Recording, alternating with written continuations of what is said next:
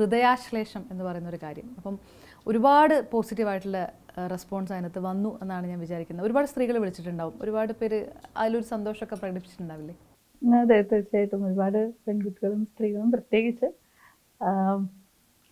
ഒരു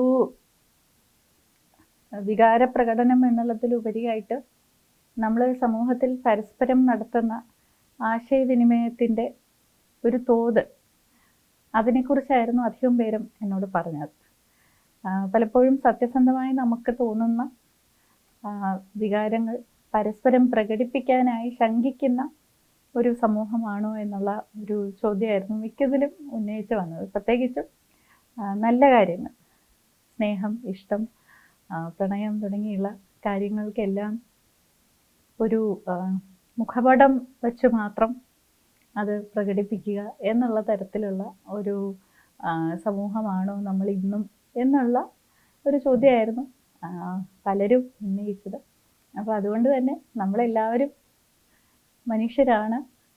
അത് സ്ഥാനമാനങ്ങൾക്ക് അതീതമായിട്ടുള്ള മനുഷ്യരാണ്.